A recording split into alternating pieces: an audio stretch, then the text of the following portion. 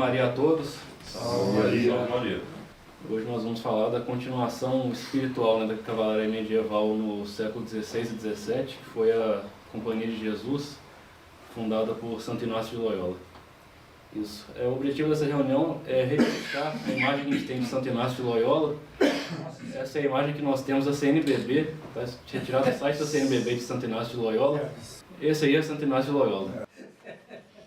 Bom, o jovem Inácio de Loyola, que encontrou a cristandade nesse estado tão degradado, ele já de jovem ele tinha uma mentalidade muito típica do espanhol, que é a mentalidade de guerreiro.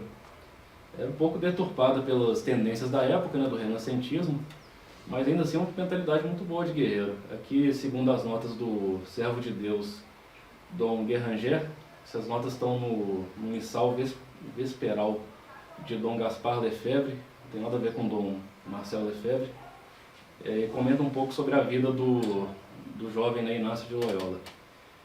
Então segue: Inácio era dotado de temperamento ardente e belicoso. Logo fora atraído pela carreira das armas, apaixonado pelas histórias de cavalaria, como El Cid, o Canto de Roland e os Cavaleiros de Camelote. Logo, em sua primeira oportunidade, se alistou no exército do seu parente, Juan Velázquez de Cuellar, e veio participar na guerra entre a França e os Habsburgs. Essa guerra estava, principalmente ali na Espanha, a França estava apoiando a revolução dos rebeldes navarros. Então, a maior batalha dela se deu na cidade de Pamplona, que era a capital da região de Navarro, na Espanha. E foi justamente nessa batalha onde Santo Inácio de Loyola teve um papel-chave nela. Isso aqui se comprova, eu peguei um trecho da Enciclopédia Britânica, uma fonte completamente neutra a tudo. E aqui eles descrevem que a posição mais importante era Pamplona, capital de Navarro. Quando a cidade foi cercada com a ajuda dos franceses, o governador espanhol queria se render imediatamente. Porém, aqui eles chamam de Loyola, um soldado basco que tinha mais de uma década de serviço militar, se opôs a isso, argumentando que eles deveriam tentar segurar a cidade até o último homem. E de fato eles seguraram. No dia 20 de maio, depois de um bombardeio de 6 horas, eles já tinham recuado para a Citadela, que era a parte mais interna da cidade ali possível. O jovem Inácio de Loyola, isso aqui de acordo com a Enciclopédia Britânica, ele sofreu um machucado terrível por causa de uma bomba de canhão. O jeito que eles descrevem que literalmente uma bala de canhão passou pelas pernas dele. Tem palavra da Enciclopédia Britânica. Porque ele teve uma fratura séria. Foi uma bala de canhão mesmo. Uma bala de canhão. Foi bala de canhão, mas fraturou a perna dele. Diz que, aqui de acordo com eles, destroçou uma perna, e machucou a outra. Palavras deles. Não foi isso mesmo. Foi isso. Enfim, aí após essa batalha, o Inácio de Loyola ferido, aleijado, sem condição nenhuma de dar continuidade à batalha, e a guerra também de fato foi perdida, ele retorna para a casa dos pais dele. O Inácio de Loyola ele era o 13º filho de um nobre, uma nobreza baixa da Espanha. E essa aqui é a casa onde ele nasceu, era literalmente uma torre.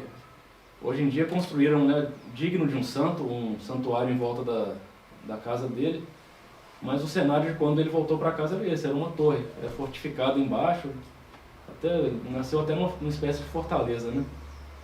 A Torre de Loyola fica em Montserrat, na região do norte da Espanha. Então aqui, o Inácio de Loyola ele não tinha muito o que fazer. Ele passava o dia inteiro dele entre dor agonizante e um tédio sem fim também. Não tinha livro. Os livros preferidos dele, a Cavalaria de Camelote, o El Cid, os romances que ele gostava de ler, não tinha na casa dele, tendo que a família dele era muito católica. Isso a gente vai ver mais à frente por quê. E quando ele não estava entediado, ele estava sofrendo de dor. Eles quebraram a perna dele 2 vezes para poder recuperar. Era o procedimento medicinal da época, Você quebrar a perna para ver se ela não crescia, o osso não recrescia de uma forma boa, Em certas ocasiões a gente ainda Ele faz mesmo isso. mandou fazer isso. Ele mesmo mandou. Então, adiante. Então, a partir daí, ele começou a ler sobre a vida de Nosso Senhor Jesus Cristo e dos santos. E ele começou a desenvolver uma admiração pelos santos e começou a pensar sobre a imitação dos santos e também a imitação de Nosso Senhor Jesus Cristo. Então, para o jovem que antes pensava na glória da cavalaria, em ser reconhecido no mundo inteiro como um bravo cavaleiro, tinha aquela mentalidade toda de ser reconhecido, ele começa a ver que tem algo a mais de se lutar do que só os próprios interesses. E começa a enxergar na história dos santos uma combatividade que ele não enxergava mais na cavalaria moderna. Um fato interessante disso aí é que uma palavra do professor Plínio Corrêa de Oliveira, né? Ele recebe uma revelação que a igreja também possuía sua milícia, a qual, sobre as ordens dos representantes de Cristo, luta para defender na terra os interesses sagrados do Deus dos exércitos. Foi uma reunião do professor Plínio Corrêa de Oliveira em 1961, se eu não me engano. Então, Inácio de Loyola começa a meditar, ele fazia exercícios espirituais antes de dormir, e dizia-se, né, como conta na biografia dele, que certas noites ele pensava, antes de dormir, ele pensava sobre a glória que seria ele conquistar um reino e entregar de presente a uma princesa. E diz que nessas noites ele acordava com pesadelos horríveis durante a noite. Na outra noite ele pensava em ganhar algum reino pela glória de Deus, em retomar a Terra Santa. E diz que era uma noite de sono, assim, pacifíssima.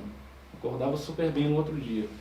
E através disso aí, né, convence que ele conseguiu obter a graça do discernimento. Que ele conseguia discernir o que era de Deus e o que era mundano. Isso aí já foi o bastante para matar completamente dentro dele o espírito renascentista da época. Que era o espírito que era completamente mundano. Ele recebeu essa graça, correspondeu a ela e negou completamente o renascimento. Queria agora se tornar um verdadeiro cavaleiro de Nossa Senhora da casa da Igreja Católica. Então, a partir disso aí, ele visita a abadia de Santa Maria de Montserrat, que fica no norte da Espanha, próximo à casa dele. Ele confessa todos os seus pecados a um padre, dá todos os seus tecidos aos pobres, tudo que ele tinha de mais caro, e faz a vigília noturna em frente à imagem da Virgem de Montserrat. A gente vai ver mais à frente aqui a imagem como que ela é. Após essa vigília, ele pega a espada dele, a adaga dele, pendura sobre o trono dela e se entrega oficialmente a Nossa Senhora, se tornando, entrando para a ordem, se tornando um padre e virando um monge também. Então aqui essa imagem de Nossa Senhora de Montserrat é uma imagem de Nossa Senhora Sede da Sabedoria, que até muito, como é que pode dizer, é muito cabível, né? O Santo Inácio de Loyola, que passou por todo esse processo de conversão, ele finalizar esse processo, né? Culminar tudo diante de Nossa Senhora Sede da Sabedoria, né? Então, determinado a conduzir uma luta contra os inimigos da igreja de sua época, ele vai combater a revolução da época dele. Não faria sentido, tantos anos depois, com a Revolução Protestante ocorrendo já na Europa, ele simplesmente ignorar tudo isso e ir para a Terra Santa tentar retomar Jerusalém. Tentar reviver a glória do passado ali, né? Não faria sentido. A cristandade tinha um inimigo muito maior ali, que estava na porta de todas as igrejas, né?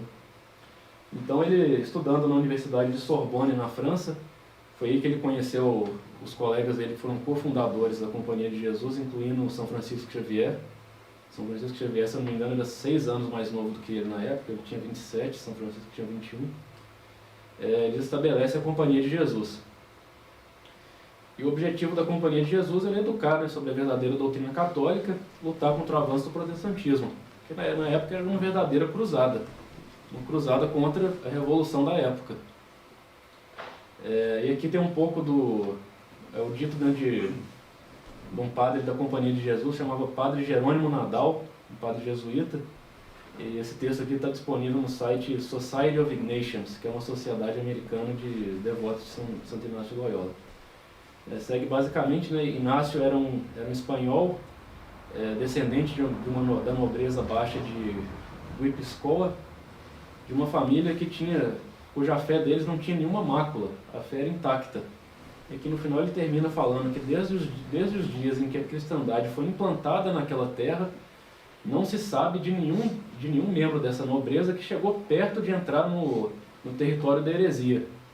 Você pega quantas heresias não tiveram ali, principalmente próximas na região do norte da África. Então uma família realmente muito preservada, mesmo sendo da baixa nobreza monetariamente, era uma família de uma nobreza muito alta espiritualmente, aderente da verdadeira fé desde que ela foi implantada naquela região. Então, aí, né, já com a Companhia de Jesus fundada, aqui tem um outro dizer. Pode passar, seu Pedro.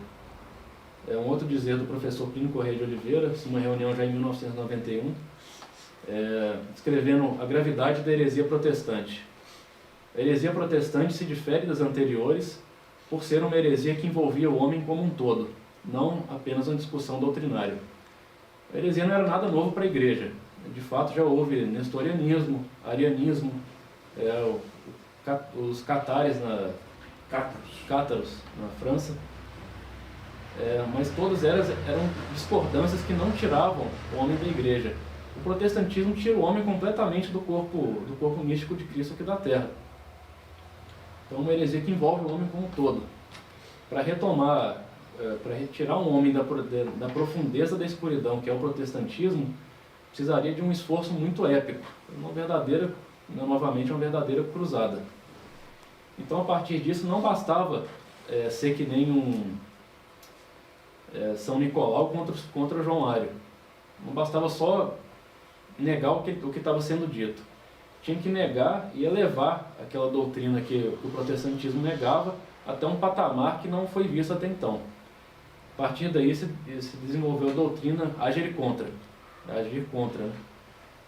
Então, os padres da companhia eles tinham que não só ser defensores da doutrina da igreja, mas saber defender as heresias que os protestantes negavam a ponto de elevá-las a um nível nunca visto. Então, no Código de Conduta da Companhia de Jesus, já foi estabelecido nisso a doutrina do agir contra. As antigas ordens religiosas tinham que fazer 3 votos: castidade, obediência e pobreza. A ordem jesuíta tinha que fazer 4: castidade, obediência, pobreza e obediência ao Santo Padre, ao Papa. Por quê? Porque os protestantes eles negavam o papado. Então, como foi dito, eles não bastava só reforçar o papado, tinha que elevar a obediência ao Papa a um patamar nunca visto. Senhor Luiz, uma coisa que quando Santo Inácio foi estudar em Sorbonne, ele já era padre ou foi padre depois? Você sabe dizer? Não? Ele já era padre, né? Ele era padre. Já era padre. Adiante. O outro ponto era o Santíssimo Sacramento. Os protestantes negavam a presença física de Nosso Senhor Jesus Cristo no Santíssimo Sacramento. Então, Santo Inácio de Loyola, através dos seus exercícios espirituais, ele estabelece uma devoção ao Santíssimo que nunca foi vista.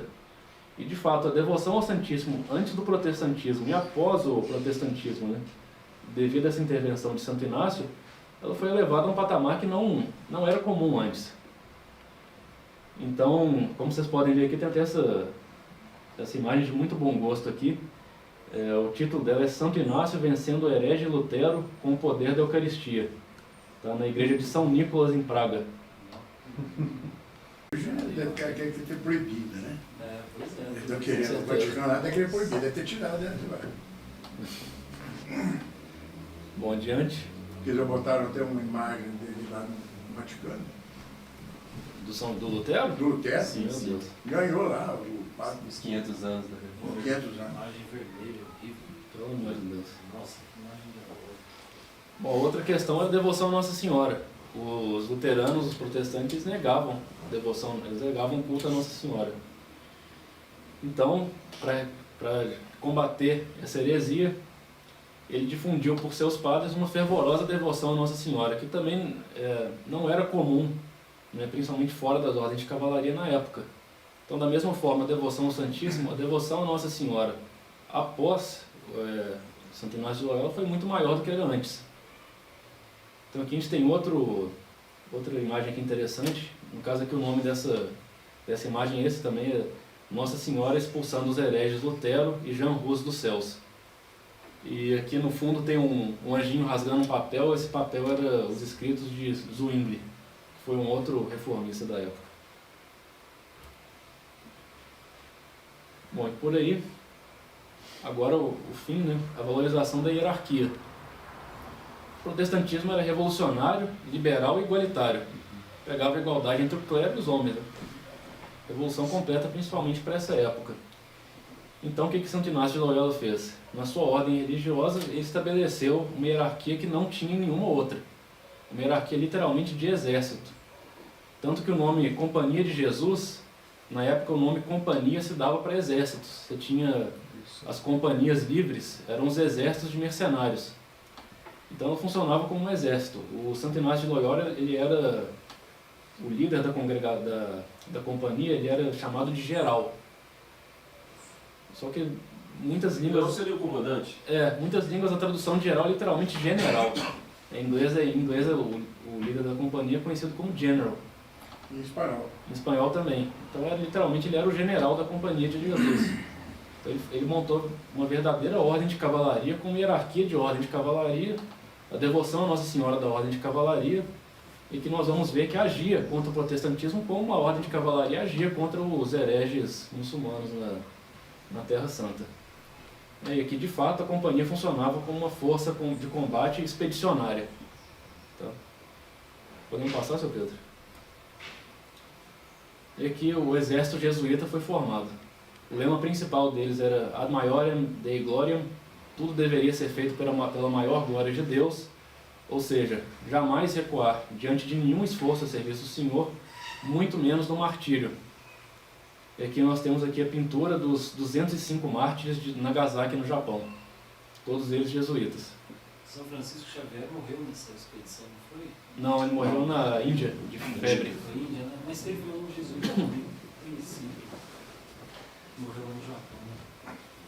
O Japão é o seguinte, quando fechou lá, o imperador fechou, expulsou, e os que ficaram lá, alguns padres, inclusive japoneses já, entendeu? Ficaram lá presos, esses foram todos martirizados. Isso, São Francisco Xavier saiu de lá, passou para a China, depois que tentando converter a China não conseguiu, depois foi para a Índia, morreu na Índia. Na Índia. Isso. Adiante, seu Pedro. E o exército jesuíta, essa comparação foi feita de novo pelo professor Plínio Corrêa de Oliveira na reunião de 1961, onde ele compara os diferentes jesuítas com diferentes posições de um exército em combate. Então, por exemplo, aqui nós tínhamos a artilharia doutrinária, a palavra que o próprio seu Dr. Plínio usou. Eram jesuítas que viviam isolados e passavam o tempo inteiro escrevendo teses, refutações, tratados, preparando literalmente a artilharia para as linhas de frente.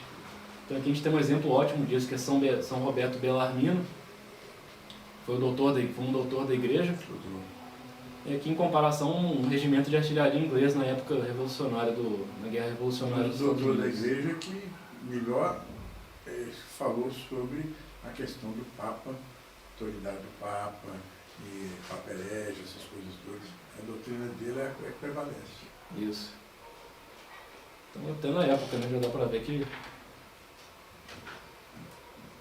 Agora à frente. E aqui a gente tinha os padres jesuítas que eram mais expedicionários, né? Que nem aqui a gente tem um exemplo próximo da gente, São José de Anchieta, que pregou aqui no meio das florestas do Brasil, arriscando a própria vida. E ele é o mesmo, um paralelo, né? Seria, por exemplo, aqui a gente tem os soldados franceses nas florestas de Tonkin, no Vietnã, em 1875. Adiante. E aqui a gente tem, né, mais jesuítas também que se infiltravam em países onde o catolicismo era proibido. O Sr. Celso deu o exemplo aí do Japão, se eu não me engano na China também era, eles se infiltravam na corte dos reis. Um exemplo disso é São Francisco Xavier. Ele colocou que ficou um tempo lá conselheiro de um rei lá e não conseguiu converter. Né? Isso. Esqueci o nome dele. Passou o tempo todo lá. Mesmo assim, é um esforço muito... O imperador, né? Ele é imperador da China. E aqui a gente tem uma imagem, essa pintura muito bonita, São Francisco Xavier dando sacramentos para os soldados portugueses que estavam para defender a colônia portuguesa de Malaca, que fica hoje em dia fica em Malai, que é o sudeste da Ásia. Eles estavam preparando para se defender e São Francisco Xavier estava lá e deu os últimos sacramentos a todos os soldados. Aqui que mostra, né, que é literalmente uma ordem com um cunho muito militar. E por fim, né, os jesuítas fizeram, o próprio Dr. Plínio Corrêa de Oliveira falava que nunca houve uma ordem que fez tantas coisas quanto a ordem jesuíta fez. Foram 2 séculos aí de excelente serviço à Santa Igreja. Propagou o catolicismo no mundo inteiro. Aqui no Brasil, se não fosse pelos jesuítas, dificilmente seria um país católico. Nós tivemos aí várias tentativas de invasões protestantes, não só no Nordeste, aqui no próprio Rio de Janeiro. Começou aqui com o Villagagnon, né? O Villagagnon era o Guenote, que era chamado. O Guenote? Os protestantes franceses. Olha só. Inclusive o padre que foi ajudar o prefeito do Rio de Janeiro a defender contra os franceses era um padre jesuíta. Diz que ele foi lá para os canhões mesmo e estava ajudando a artilharia lá mesmo. Então, além disso, né, os Estados Unidos dá para ter uma reunião inteira aqui só sobre a presença jesuíta nos Estados Unidos e como que eles foram traídos pelo governo. Então a Companhia de Jesus estava causando muito incômodo, né, nas forças secretas aí do mundo que conspiram contra a Santa Igreja. Não foi por isso, né, 3 reis pressionaram o Papa Clemente XIV para de fato extinguir a Companhia de Jesus. Estes 6 eram o rei de Portugal, Espanha e França. 3 reis que tinham 3 ministros que eram maçons. O Marquês de Pombal em Portugal, Conde de Aranda na Espanha e Duque de Choiseul na França. Todos 3 membros aí da maçonaria. Coincidentemente foram os 3 reinos mais católicos da época, que peticionaram o Papa Clemente XIV para extinguir a Companhia de Jesus.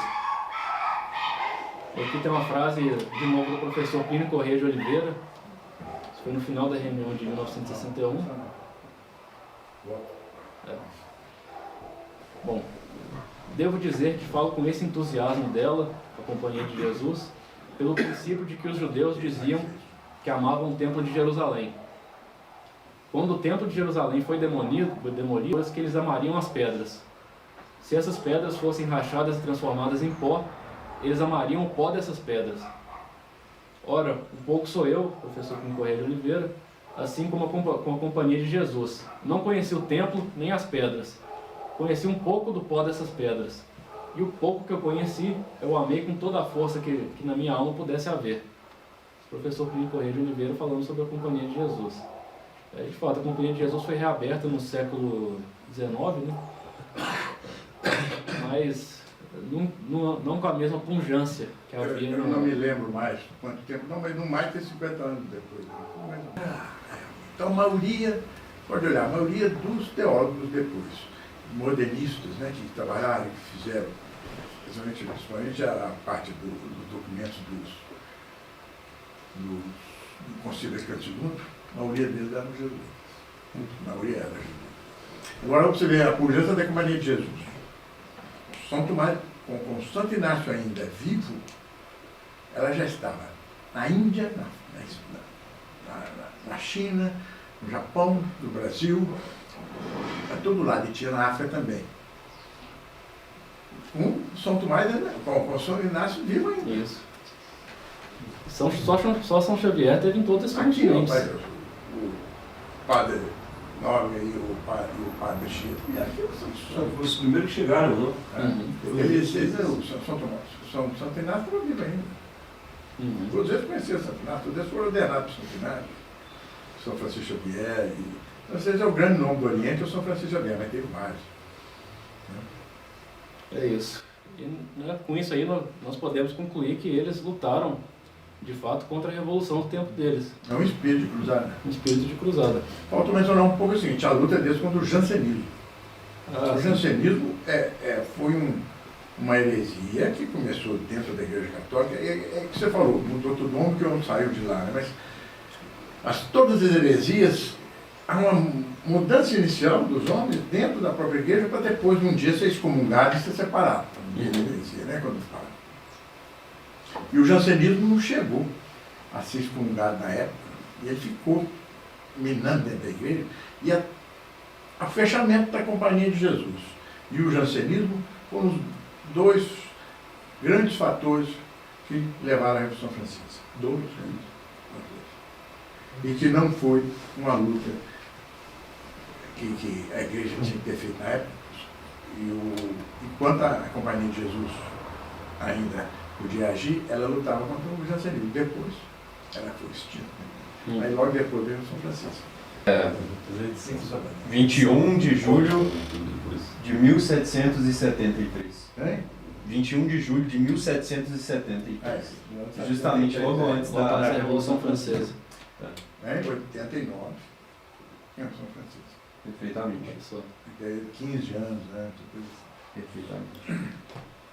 Pois bem, a Companhia de Jesus, então, tendo lutado a contra-revolução da sua época, aí eu ponho a pergunta aqui aos senhores, o que seria um cavaleiro na nossa época? Ele iria fazer que nem os cruzados e tentar retomar a Terra Santa? Ou ele iria fazer que nem a Companhia de Jesus e lutar contra os protestantes? Ou na nossa época a gente tem uma revolução muito mais ardente aí por fora, ele lutaria contra a revolução do tempo dele? Não é isso? Perfeitamente. Então, na opinião dos senhores, o que seria um cavaleiro no século XXI? Quem que se voluntaria aí para falar? Começa com o Pedro.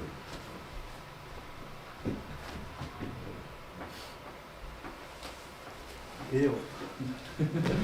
Bom, seria um cavaleiro que focaria também em denunciar os erros novos, né? Por exemplo, a Revolução Woke, a ideologia de gênero, a teologia da libertação, né? Seriam, o que mais, senhor Guilherme? Cavaleiros que, por infelicidade do seu tempo, não poderiam, para não sofrer amarras de um clero que caiu em qualidade, né? Não, que está subordinado a uma hierarquia corrompida já, né? Esse é o grande problema. Os cavaleiros está atrás, não sei.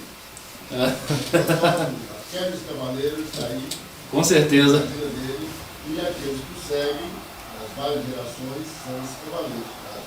Acusada do século XX, século XXI. Desenvolvido de Maria. Isso, muito bem colocado pelo senhor Hélio. Hoje você pode fazer a correlação bionívoca, quer dizer, igual de 1 para 1, entre contra-revolucionário e cavaleiro do século XXI. Primeira coisa, contra-revolucionário total, católico, integral, tá? Hoje se chama tradicionalista, mas é católico. Porque não existe esse trem de... Esses outros não estão deixando de ser católico. Católico é católico. Mas então vamos dizer o nome que eles jogam a gente, o nome que a gente aceita é tradicionalismo, porque defendemos a tradição da Igreja Católica. Né? Conservador é pouca coisa, é tradição. Tá certo. Católico, tradicionalista, que professa a religião católica inteira e contra-revolucionário, contra tudo que a Revolução propõe. Isso é o cavaleiro do século XXI. Seria alguém que quer a inteiridade contra-revolucionária, né? Detalhes dessa aí. Como é que ser contra-revolucionário? Tem que ser contra tudo isso que eu falou e mais muita coisa, né? Todo esse ambiente, mundo, tudo que é coisa revolucionária, a gente tem que... Porque agora já não bastaria a gente negar os erros do mundo moderno e querer voltar ao comunismo, à Revolução Comunista. Não bastaria negar os erros do mundo moderno, mais a Revolução Comunista e querer voltar à Revolução Francesa. Tem que ser contra-revolucionário em sua inteiridade. Exatamente. Então estão todos convidados aí a participar da Ordem de Cavalaria, tá? Muito bem.